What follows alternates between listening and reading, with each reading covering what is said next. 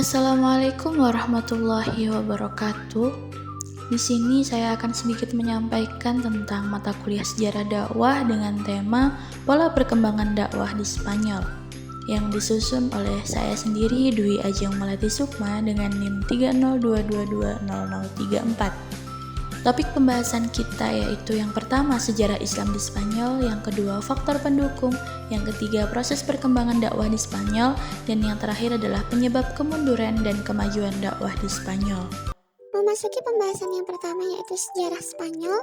Awalnya sebelum Islam memasuki Spanyol, bangsa Yunani dan Romawi telah mendiami Spanyol. Mereka menempatkan ibu kotanya di kota Toledo disebabkan kota ini terletak di jantung Andalusia.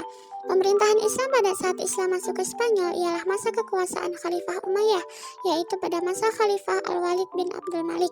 Beliau adalah salah seorang khalifah besar dari dinasti ini. Dengan masuknya Islam ke Spanyol membuktikan bahwa Islam mengalami kemajuan. Pembahasan yang kedua adalah faktor pendukung, di mana ada eksternal dan internal. Ketika Islam masuk ke Spanyol, ekonomi masyarakat lumpuh, padahal waktu-waktu Spanyol berada di bawah kekuasaan Romawi, berkat kesuburan tanahnya, pertanian dan perdagangan, serta industri maju pesat. Buruknya kondisi sosial, ekonomi, dan keagamaan tersebut terutama disebabkan oleh keadaan politik yang kacau. Kondisi terburuk terjadi pada masa pemerintahan Raja Roderick, Raja Goth terakhir yang dikalahkan Islam. Topik pembahasan yang ketiga yaitu proses perkembangan dakwah di Spanyol. Islam mengalami perkembangan pesat di Spanyol dengan berbagai kemajuan di banyak bidang. Namun sebelum sampai pada masa kejayaan, Islam di Spanyol melewati 5 fase.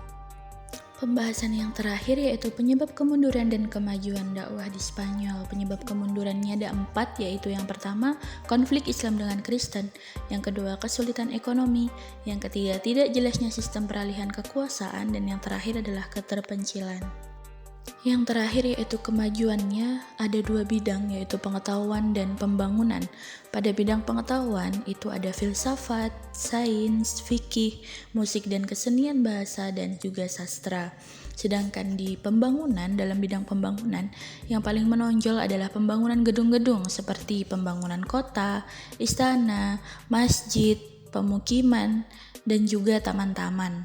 Di antara pembangunan yang paling megah adalah Masjid Cordova, Kota Zahra, Za'fariyah di Saragossa, Tembok Toledo, Istana Al-Ma'mun, Masjid Seville, dan terakhir adalah Istana Alhambra di Granada.